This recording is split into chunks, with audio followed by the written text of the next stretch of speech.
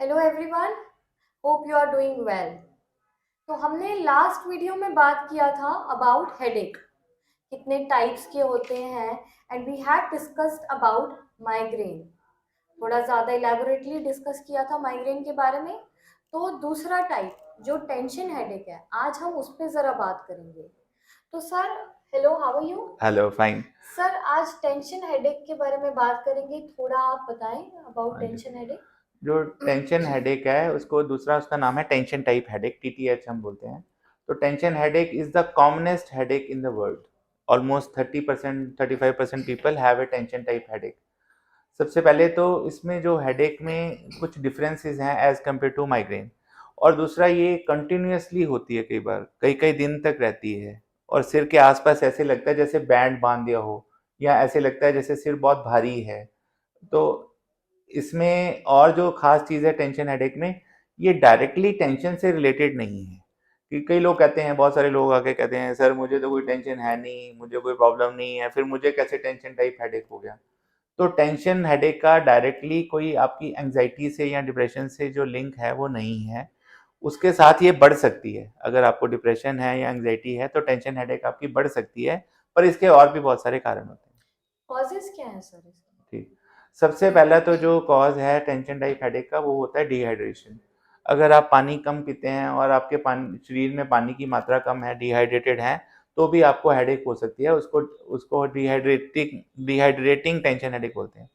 इसके अलावा विटामिन की कमी से, खास करके विटामिन B12 की कमी से भी हेडेक होती है, उसको उसमें भी टेंशन टाइप हेडेक होती है। इसके अलावा स्ट्रेस से, एंग्जाइटी से, अगर हमें स्ट्रेस बहुत दिन से है या हम डिप्रेस्ड हैं, तो फिर हमें इस तरह की हेडेक जो है कॉमनली होती है, टेंशन टाइप हेडेक। Okay.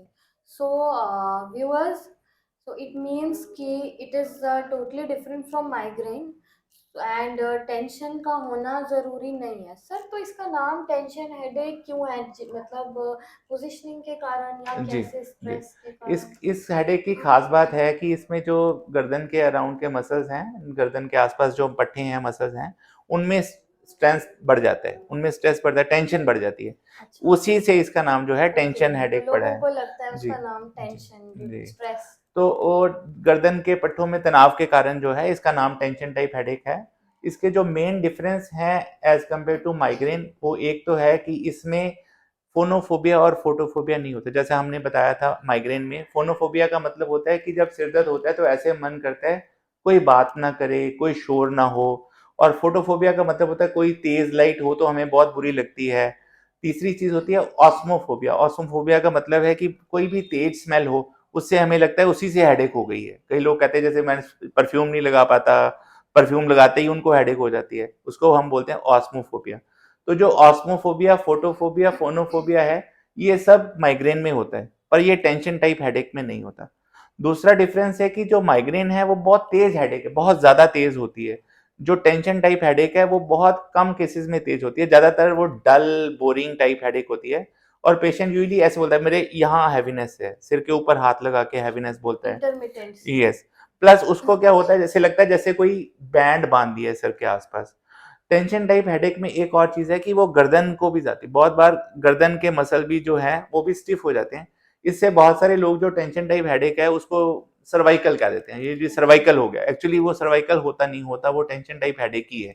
पर वो क्योंकि गर्दन में हो जाती है तो लोग उसको सर्वाइकल का नाम। तो सर, क्या करना चाहिए? जी। सबसे पहले तो आपको किसी अच्छे डॉक्टर को दिखाना चाहिए। अगर आपको टेंशन टाइप हेडेक है, पहले बात तो ये है कि पानी हमें रेगुलर पीना चाहिए। तो डिहाइड्रेशन बिल्कुल नहीं होना चाहिए। दूसरा, अगर हमारा B12 लेवल कम है, जो कि टेस्ट करने पे पता चल जाता है, तो हमें B12 लेवल के या तो इंजेक्शन या टैबलेट, जैसे भी डॉक्टर रिकमेंड करे, वो लेनी चाहिए। तीसरा है कि हमें स्ट्रेस एंग्जाइटी से दूर रहना चाहिए। अगर कुछ ऐसा है तो उसका ट्रीटमेंट काउंसलिंग से या दवाई से, जैसे भी डॉक्टर रिकमेंड करें वैसे उसका ट्रीटमेंट करवाया जा सकता है। इन सब चीज़ों का ध्यान रखें। और अगर आपको नींद पूरी नहीं आ रही, तो नींद का इसके साथ बहुत ज़्यादा रिलेशन है। अगर नींद नहीं आ रही है तो टेंशन टाइप हेडेक हो सकती है, तो उसका हमें करना चाहिए, इलाज सर, करना तो चाहिए। कोई ट्रिगर फैक्टर्स होते हैं इसके लिए भी? जी। कुछ तो हमने मेंशन किए, जैसे डिहाइड्रेशन है, जैसे B12 डेफिशिएंसी है। ओके। इसमें एक और बात जो मैं बताना चाहता हूँ कि कब टेंशन टाइप हेडेक जो है वो आपको वार्निंग देती है कि अब ये टेंशन टाइप हेडेक नहीं है और हमें डॉक्टर की सलाह जल्दी से जल्दी लेनी चाहिए, ये कुछ और हो सकता है। उसमें सबसे पहले है जैसे कोई सिस्टेमिक सिम्पटम्स हो, सिस्टेमिक सिम्पटम्स होते हैं जैसे कोई बुखार है, फटीग है। अगर आपको बुखार है हेडेक के साथ, तो फिर ये टेंशन टाइप हेडेक नहीं है, ये कुछ और हो सकता है, दिमागी बुखार हो सकता है, मेनिंजाइटिस हो सकता है, तो डॉक्टर के पास जल्दी से जल्दी जाना चाहिए। दूसरी चीज़ है कि अगर आपको पहले कभी हेडेक नहीं हुआ, जो टेंशन टाइप हेडेक है ये 40 से पहले स्टार्ट होती है। आमतौर पे देखा गया 15 और 40 के बीच में होती है। अगर 40 के आप हो चुके हैं या 50 के हो चुके हैं और आपको पहली बार हेडेक हो रही है, तो ये इसका मतलब ये टेंशन टाइप हेडेक नहीं है, ये कुछ और है। इसकी जांच करवानी चाहिए, सीटी स्कैन, एमआरआई जैसे भी डॉक्टर बोले वैसे करवाना चाहिए। तीसरी चीज़ है कि अगर हेडेक के साथ बहुत ज़्यादा वॉमिटिंग वगैरह हो रही है, तो भी हमें डॉक्टर के पास जाना चाहिए। तो ये कुछ लक्षण हैं जिसमें हमें उसको इग्नोर नहीं करना चाहिए, हेडेक को जल्दी से जल्दी डॉक्टर के पास जाना चाहिए। सर डाइट का कोई रोल है इसमें? जी, डाइट में खास करके देखा गया है कि अगर हम जैसे बहुत ज़्यादा कैफ़ीन लेते हैं, जैसे चाय, कॉफ़ी है या स्मोकिंग करते हैं, तो उसमें ये हेडेक जो है बढ़ जाती है। कई लोग एंग्ज़ायटी को कम करने के लिए कैफ़ीन या स्मोकिंग ऐसी चीज़ें करते हैं, उससे अल्टीमेटली एंग्ज़ायटी और ज़्यादा बढ़ जाती है। तो उससे फिर जो टेंशन टाइप हेडेक है, वो भी आगे बढ़ जाती तो ये एग्रीवेटिंग है। ये सारे एग्रीवेटिंग फैक्टर्स हैं। फैक्टर, एक्सरसाइज वगैरह? हाँ, इसमें दोनों में ये भी डिफरेंस है। माइग्रेन में अगर आप एक्सरसाइज करोगे तो माइग्रेन बढ़ जाएगी, माइग्रेन जो है वो और ज्यादा होने लग जाएगी। पर टेंशन टाइप हेडेक में अगर आप काम करते हो या आप एक्सरसाइज करते हो तो आमतौर पे कई बार वो ठीक भी हो जाती है। ओके, ठीक है। तो और कुछ सर इसमें लाइफस्टाइल मॉडिफिकेशन?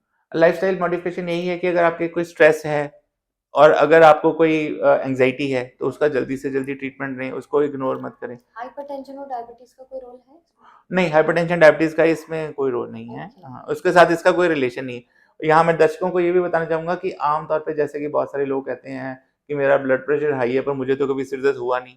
आपका सिर कोई थर्मामीटर नहीं है जो जो ये बताएगा कि ये ब्लड प्रेशर बढ़ा हुआ है। ब्लड प्रेशर का सिर के साथ कोई रिलेशन नहीं है। तो अगर आपका सिर भारी हो रहा है तो इसका मतलब ये नहीं कि ब्लड प्रेशर बढ़ा हुआ है, इसके और भी कई सारे मतलब हो सकते हैं। तो उसके लिए डॉक्टर के पास जाके अपना चेकअप करें। सो गाइस, आज हमें पता चला डॉक्टर साहब से टेंशन हेडेक के बारे में। तो टेंशन हेडेक टेंशन रिलेटेड नहीं है, स्ट्रेस रिलेटेड नहीं है सिर्फ। It is because of the tension created in the muscles जो कि स्पाइन के अराउंड होते हैं। तो इसके लिए हमें लाइफस्टाइल मॉडिफिकेशन का ख्याल रखना है, जैसे कि बाकी डिजीज़ में रखते हैं। हमें अपना B12 का चेक कराना चाहिए आफ्टर एवरी 6 मंथ्स, और हमें डिहाइड्रेटेड नहीं रहना है। So thank you so much sir. Thank you. Thank you all viewers. तो हमेशा की तरह प्लीज़ लाइक करिएगा, शेयर करें एंड सब्सक्राइब करें हमारा चैनल, और क्वेरीज के लिए कमेंट बॉक्स में please questions. Okay, bye. Thank you.